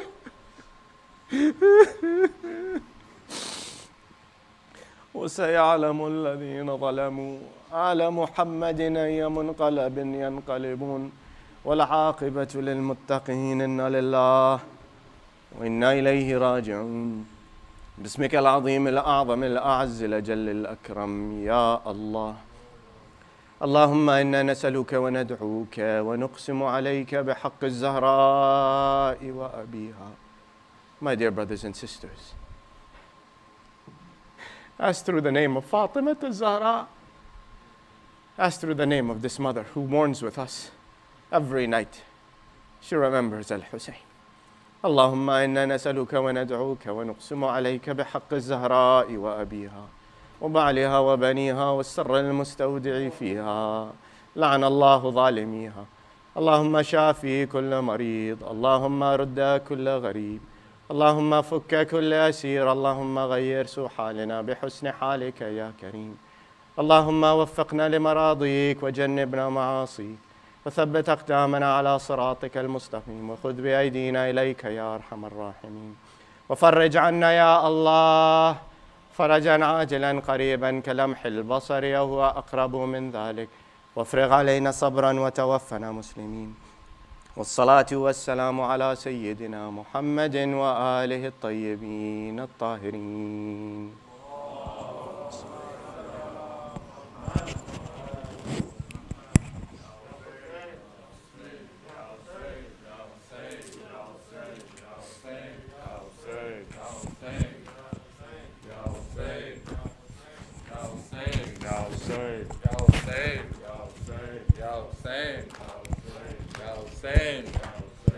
Hussain तारीख दे विच मशहूर दुनिया ते त्रै दरबारे तारीख दे विच मशहूर दुनिया ते त्रै दरबारे तारीख दे विच मशहूर दुनिया ते त्रै दरबारे तारीख दे विच मशहूर दुनिया ते त्रै दरबारे तारीख दे विच मशहूर दुनिया ते त्रै दरबारे तारीख दे विच मशहूर दुनिया ते त्रै दरबारे ए ओ दरबार है लोगों को जड़े गए सादात कुमारे तारीख दे विच दुनिया ते त्रै दरबारे तारीख दे विच मशहूर दुनिया ते त्रै दरबारे मां गई दरबार सहाबियां दे थी गई दरबार शराबियां दे मां गई दरबार सहाबियां दे थी गई दरबार शराबियां दे मां जल्दी वापस घर आई मां जल्दी वापस घर आई थी वली कैद गुजारे तारीख विच मशहूर दुनिया ते त्रै दरबारे तारीख दे विच मशहूर दुनिया ते त्रै दरबारे मां बुर के विच थी बाजरदा टुर टुर दरबार च अपने हाँ मां बुर के विच थी बाजरदा टुर टुर दरबार च अपने हाँ त्रै दरबारां तो पहले हिन त्रै दरबारां तो पहले हिन हर शहर दे विच बाजारे तारीख दे विच मशहूर दुनिया ते त्रै दरबारे तारीख दे विच मशहूर दुनिया ते त्रै दरबारे हिक मस्जिद नबवी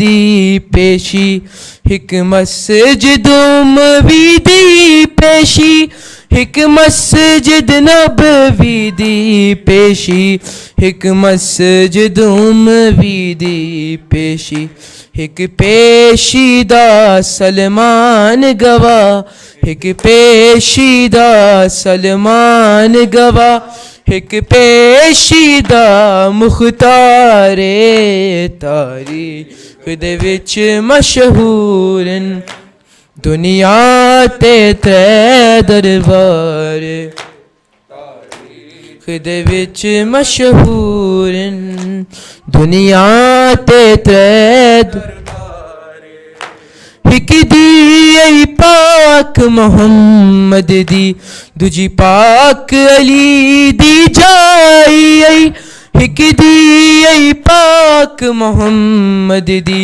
दूजी पाक अली दी जाई आई तेजी दी मजलूम हुसैन दी आई तेजी दी मजलूम हुसैन दी आई जड़े जख्मी हिन रुख सारे तारीख दे विच मशहूर दुनिया ते त्रै दरबारे तारीख दे विच मशहूर दुनिया ते त्रै दरबारे ए ओ दरबार ने हेलों को जड़े गए सादात कुमारे तारीख दे विच मशहूर दुनिया ते त्रै दरबारे तारीख दे विच मशहूर दुनिया ते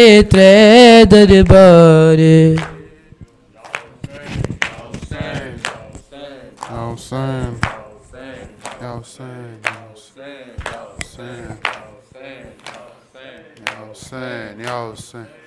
भाई मैं लुटी आई हूँ ज़ैनब की सदा है ज़ैनब की सदा है रासी के नशान आई हूँ ज़ैनब की सदा है ज़ैनब की सदा है भाई मैं लुटी आई हूँ ज़ैनब की सदा है ज़ैनब की सदा है भाई मैं लुटी आई हूँ ज़ैनब की सदा है ज़ैनब की सदा है बाजार में बालों से ही मुँह अपना छिपा कर मुँह अपना छिपा कर मुँह अपना छिपा कर किस तरह से मैं आई हूँ ज़ैनब की सदा है ज़ैनब की सदा है भाई मैं लुटी आई हूँ ज़ैनब की सदा है ज़ैनब की सदा है दिल सीने में फटता था मेरा याद में तेरे मेरा याद में तेरे मेरा याद में तेरे अब जाके मैं रो पाई हूँ ज़ैनब की सदा है ज़ैनब की सदा है भाई मैं लुटी आई हूँ ज़ैनब की सदा है ज़ैनब की सदा है प्यासी ही सकीना मेरी जिंदान में अब्बास जिंदान में अब्बास जिंदान में अब्बास उसको मैं सुलाई हूँ ज़ैनब की सदा है ज़ैनब की सदा है भाई मैं लुटी आई हूँ ज़ैनब की सदा है ज़ैनब की सदा है एक लाश की तरह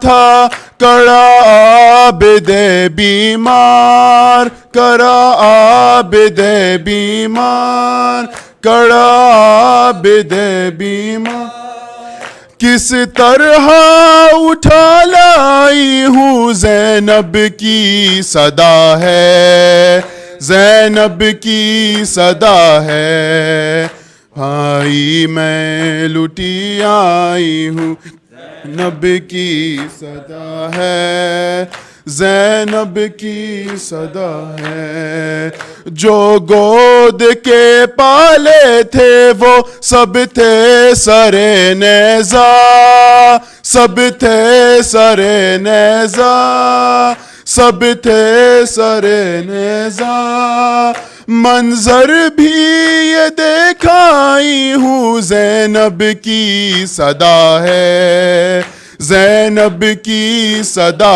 है भाई मैं लुटी आई हूँ ज़ैनब की सदा है ज़ैनब की है। उठिए नजफ कब्र से शबीर की कह कर, शबीर की कह कर, शबीर की कह कर। अब भाई मैं बिन भाई हूँ, ज़ैनब की सदा है, ज़ैनब की सदा है। भाई मैं लुटी आई हूँ, ज़ैनब की सदा है, ज़ैनब की सदा है। या हुसैन, या हुसैन, या हुसैन, या हुसैन, या हुसैन, या हुसैन, या हुसैन। शाम है शाम, शाम है शाम, शाम है शाम, शाम है शाम।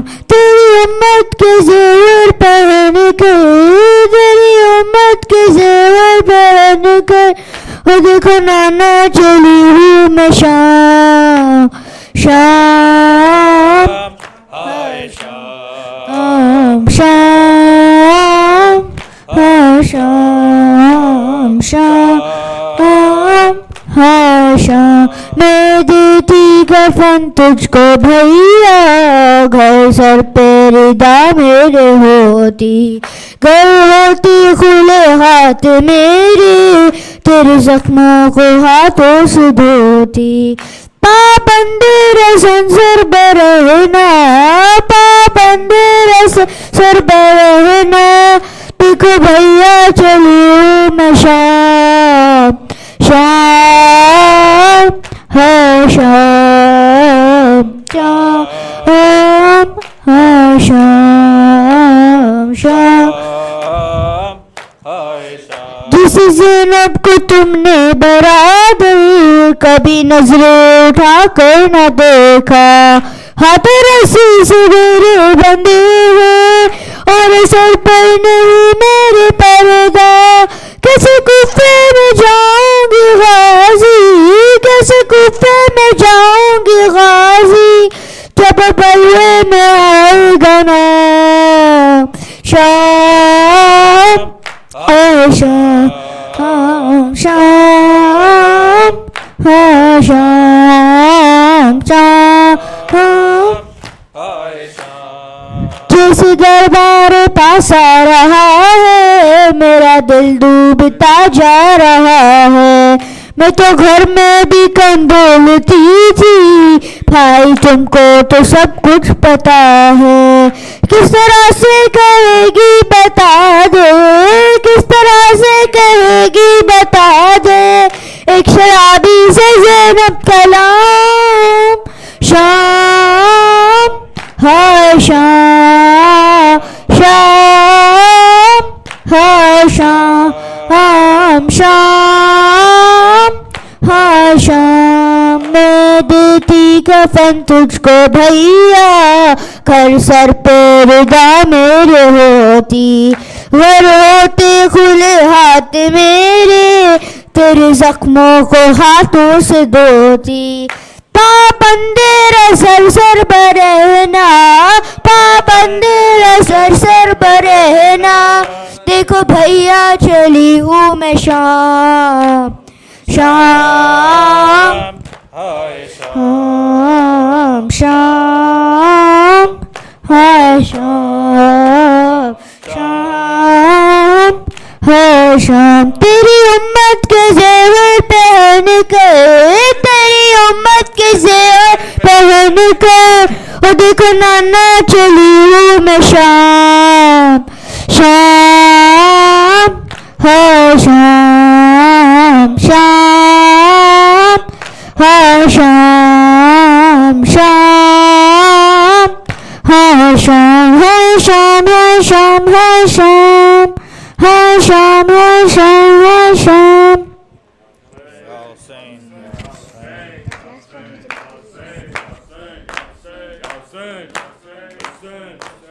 اللهم صل على محمد.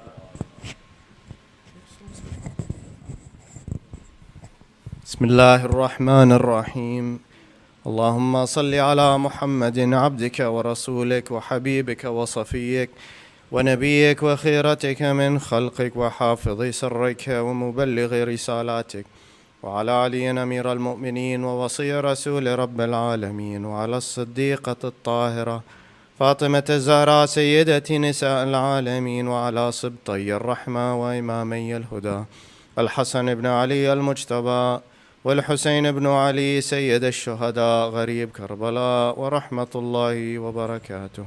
اللهم وصل على أئمة المسلمين علي بن الحسين ومحمد بن علي وجعفر بن محمد وموسى بن جعفر وعلي بن موسى ومحمد بن علي وعلي بن محمد والحسن بن علي والخلف الهادي المهدي الإمام القائم صاحب العصر والزمان، الأمان الأمان الأمان من زوال الإيمان وفتن الزمان. عجل الله تعالى فرجه وسهل الله مخرجه، وجعلنا من أنصاره وأعوانه والذابين عنه والمسارعين إليه في قضاء حوائجه والمستشهدين بين يديه جميعا، ورحمة الله وبركاته. صلوات الله.